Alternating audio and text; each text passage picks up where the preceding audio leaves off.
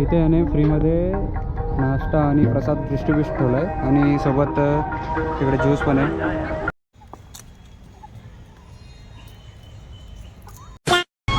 इथून लाईन आहे, इथून लाईन आहे बाई. कुठला अर्थ कुठं लावतात लोक, खतरनाक लोक आहेत. इवन आत्ता आपण आलो आहेत मुरबाडला. मुरबाडचं अजूनही काम ब्रिजचं कंप्लीट झालं नाही आहे भाई. कधी कंप्लीट होईल हे काम माहीत नाही, बट एक ब्रिजमुळे खूप साऱ्या गोष्टी चेंज होतील.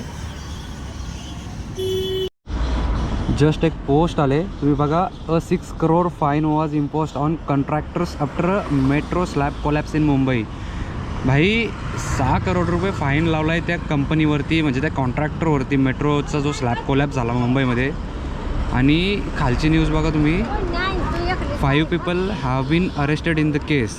5 लोकांना अटक पण केली. पण Maharashtra deputy CM Eknath Shinde announced 15 lakh composition for the victims family and the ordered safety audit. जर भाई 6 करोड रुपये तुम्ही मागतायत, म्हणजे फाईन मागताय कॉन्ट्रॅक्टरवरती, जर तुम्ही 6 करोडचा फाईन लावताय आणि जे विक्टिम्स आहेत त्यांना तुम्ही 15 लाख रुपये देत आहेत, बाकीचे उरलेले पैसे कोणाला देत आहेत मग तुम्ही? म्हणजे कशासाठी पाहिजेत? विचार करा, एखादा माणूस जर हँडिकॅप वगैरे झाला असेल, त्याला 15 लाख रुपयामध्ये त्याचं काय होणार आहे? त्याची होल फॅमिली त्या कारमध्ये होती. आणि हे विषय थोडेसे कॉन्ट्रोवर्सियल आहेत, पण एक सिम्पलसा लॉजिक आहे भाई. तुम्ही जर 6 करोड रुपये फाईन मागताय त्या कॉन्ट्रॅक्टरकडनं, तर मग ते पैसे कुठे घालणार आहेत हे पण दाखवा. ठीक आहे, तुम्ही ब्रिज वगैरे काय जे काही कोलॅप्स झालं आहे त्याच्यावरती तुम्ही घालणार असाल तर ठीक आहे, पण त्याच्यासोबत त्या व्यक्तींचा पण विचार करा भाई, की ज्यांच्यावरती संपूर्ण स्लॅब कोलॅप्स झाला आहे. आज ते हँडिकॅप आहेत किंवा त्यांच्या गाडीचं नुकसान झालं आहे. चला, गाडीचं नुकसान तर समजा आपण काढू शकतो इन्शुरन्समध्ये वगैरे, पण त्या माणसांचं काय? अशी इंडियाची आपली अवस्था आहे. आणि रिसेंटली एक न्यूजसुद्धा आली होती की USA जे काही प्लेन क्रॅश झाला होता, तर एका व्यक्तीच्या वाट्याला 268 CR म्हणजे 268 करोड त्या गव्हर्नमेंटने दिले होते. आणि आपल्या इकडे जे प्लेन क्रॅश झाला होता, तर 200 लोकांच्या वाट्याला 232 CR दिले होते. म्हणजे तुम्ही विचार करा की किती मोठा डिफरन्स आहे हा. आता तुम्ही बोलाल की यार ती डेव्हलपेड कंट्री आहे आणि आपली जी आहे ती अजून डेव्हलपिंग मोडमध्ये आहे. तर भाई असं काही नाही आहे. इथे मागे एकदा शूटला आलतो तेव्हा इथे पूर्ण एक पिकअप डायरेक्ट पलटी झाली. पोल्ट्रीची पिकअप होती. नमस्कार मित्रांनो, तर स्वागत आहे तुमचं पुन्हा एका नवीन ब्लॉगमध्ये. आज आपण आउट ऑफ डेस्टिनेशन दिसतोय, मागे रस्ता दिसतोय. तुम्ही विचार करत असाल की कुठे चाललो आहे, तर सोबत एक स्पेशल कॅरेक्टर आहे. तुम्हाला मी बोललो होतं की 12 तारखेनंतर एक कॅरेक्टर जे आहेत ते अनलॉक होत जातील, आणि काल खूप सारे कॅरेक्टर्स अनलॉक झाले. बाकी त्यांच्याकडनं एखादा जर खराब शब्द आला असेल तर त्यासाठी सॉरी. आणि कमेंट तर तुम्ही तसं पण काही करत नाही, पण या ब्लॉगला मला माहिती आहे तुम्ही कमेंट करणार आहेत. एकाची जरी कमेंट आली तर घरी येऊन हानील आता. तर आज आपल्यासोबत आहेत मिसेस ठोंबरे. बाकी इंटेन्शन तर हा आहे की आज चाललो आहे आपण महाशिवरात्री स्पेशल खंडोबा मंदिरला जातो आहे. पण पाहूया खंडोबा मंदिरला पहिले काही प्रोग्राम आहे का. जर खूप जास्त भीड असेल तर आपण पुढे जाणार आहोत. ज्यात बाकी ते लोकेशन तर मी तुम्हाला रिव्हील करेलच नंतर. सो थोडी हाईप राहू दे. As a social media content creator खूप सारे लोक कपल ब्लॉग टाकतात आणि कपल ब्लॉगमध्ये तुम्हाला फक्त कपल लाईफ दिसते, पण ॲक्च्युअली जी कपल लाईफ दिसते त्यामध्ये 1% कपल लाईफ फक्त तुम्हाला दाखवली जाते आणि बाकी 99% जी लाईफ आहे ती बिहाइंड द सीनमध्ये असते. सो डेली ब्लॉगमध्ये बिहाइंड द सीन पण पाहायला मिळतात. पण मी सुद्धा तुम्हाला जे काही दाखवते त्यामध्ये 1%च तुम्ही पाहताय. जे काही 99.9% जी लाईफ आहे ती डिफरंट असते. हिचे मी फोटो काढले, चेकआउट करा तुम्ही. आज मी आली आहे, आम्ही चाललोय फिरायला. हिचे मी फोटो काढलेत. फोटो तुम्हाला दाखवतो, रेट करा. आणि हिने माझे फोटो काढले ते तुम्हाला दाखवतो. म्हणजे फोटोग्राफरची वाईपासून 0 स्किल डायरेक्ट. पहिले तिला स्किल शिकवायला लागणार आहेत.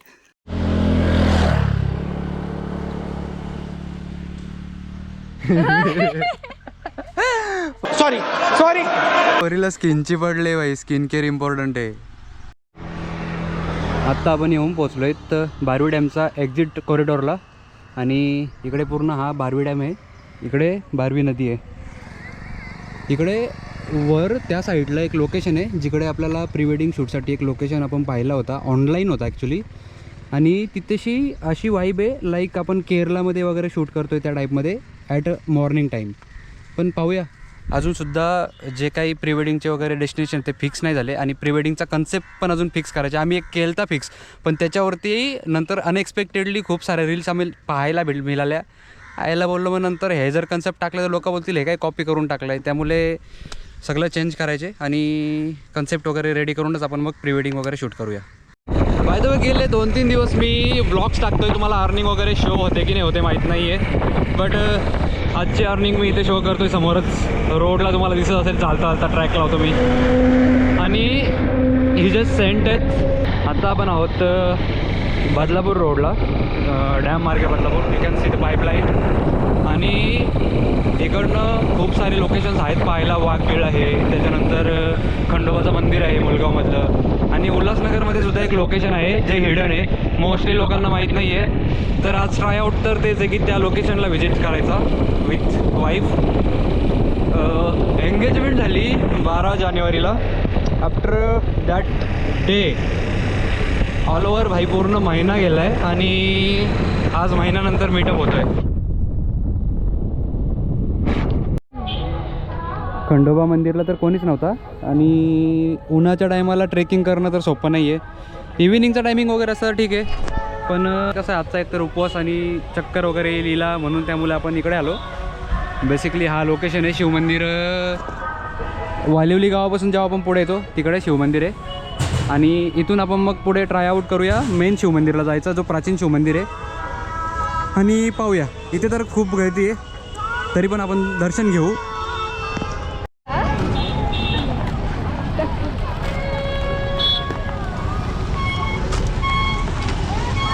इथून लाईन आहे, इथून लाईन आहे.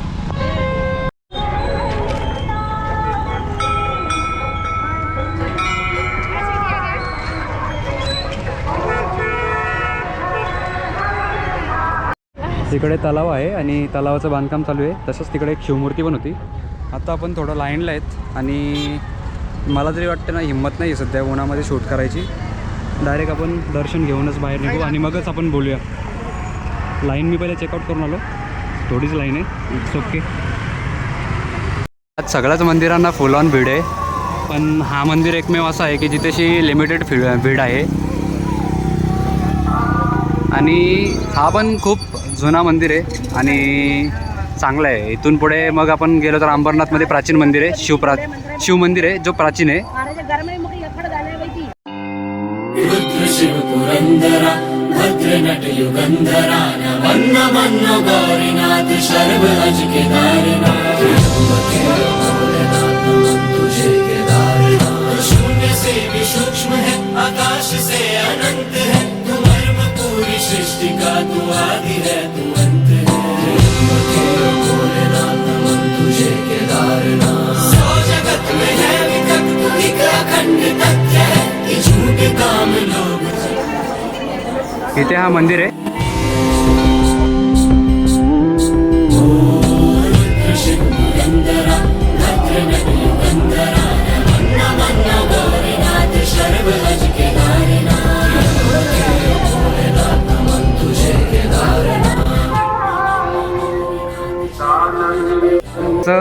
शनिस्तंभ.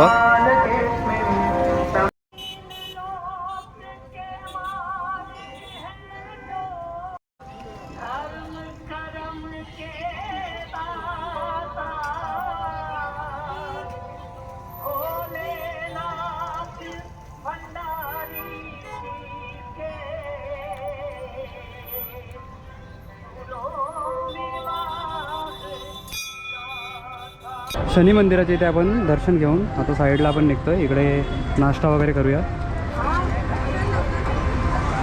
काय टेन्शनमध्ये चप्पल आपली घ्यायची आठवण. मी तेच रिमेंबर करतोय, काहीतरी राहायला बोललो.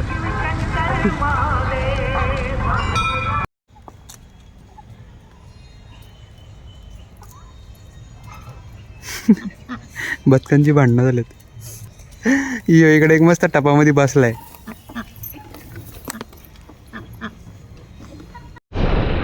संध्याकाळचे ऑलमोस्ट 4 वाजलेत आणि आता आपण घरच्या रस्त्याला आहेत. खूप टाईम झाला बिकॉज ऑफ तिथे गर्दी होती आणि तिथे आपण थोडा उशीर रेस्ट केला, जागेवर थांबलो, बसलो, काही इवन थोडा नाश्ता केला. नाश्ता म्हणजे लाईक फराळ बिराळ वगैरे उपवास असेल. देन आजचा दिवस थोडा स्पेशलाइज होता. भाई खूप सारे लोक काल मी बघितले व्हॅलेंटाईन डेचे बॅनर्स टाकत होते आणि व्हॅलेंटाईन डे सेलिब्रेट करत होते. त्यांना ॲक्च्युली माहीतच नाही हे सेलिब्रेशन का करतायत. व्हॅलेंटाईन होता कोण, तर व्हॅलेंटाईन कोण होता हे तुम्हाला माहीत नसेल तर द लेजंड अशी एक बुक आहे समथिंग.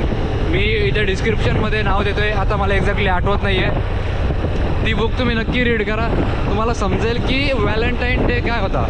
आणि जर नसेल माहिती तर थोडक्यात तुम्हाला एक डिस्क्रिप्शन देतो आहे की व्हॅलेंटाईन हा एक रोमन साम्राज्यातला संत होता आणि तिथला एक राजा होता. त्याचं नाव पण मी खाली इथे लावतो आहे, मला एक्झॅक्टली आठवत नाही आता. एम्परर काहीतरी समथिंग होता, एम्परर क्लाउडीस समथिंग काहीतरी. तर त्याने काय केलं की जे सैनिक वगैरे होते त्या सैनिकांना लग्न करायला बंदी घातली होती. कारण की त्याला असं वाटायचं की जर लग्न केला तर जे काही सैनिक आहेत ते कमजोर होतील, त्यांचा लग्नामध्ये लक्ष लागेल आणि ते व्यवस्थित काम करणार नाहीत. तर त्यामुळे त्याने लग्न करायला बंदी घातली होती. तर जो काही संत व्हॅलेंटाईन होता त्याने जेवढे काही लव्ह मॅरेजवाले कपल होते त्यांना गपचूप नेऊन आणि त्यांचे लग्न लावून दिले. पण राजाला जेव्हा ही गोष्ट माहीत झाली तेव्हा 14 फेब्रुवारीला त्याला मारून टाकण्यात आला आणि त्या दिवशी तो मेला ॲक्च्युली. आणि आपली लोक त्याच्या नावावरती तो डे सेलिब्रेट करतात. भाई व्हॅलेंटाईन डे लव डे आहे, सो सेलिब्रेशन. भाई कुठला अर्थ कुठं लावतात लोक, खतरनाक लोक आहेत. इवन अमेरिकासारख्या ठिकाणी त्याच्यासाठी काही फुलं वगैरे अर्पण केली जातात, भावपूर्ण श्रद्धांजली त्या टाईपमध्ये. असो, तर आपण निघूया आपल्या घरच्या रस्त्याला. आणि आजची व्हिडिओ तुम्हाला आवडली असेल तर नक्की व्हिडिओला लाईक करा आणि चॅनलला सबस्क्राईब करा.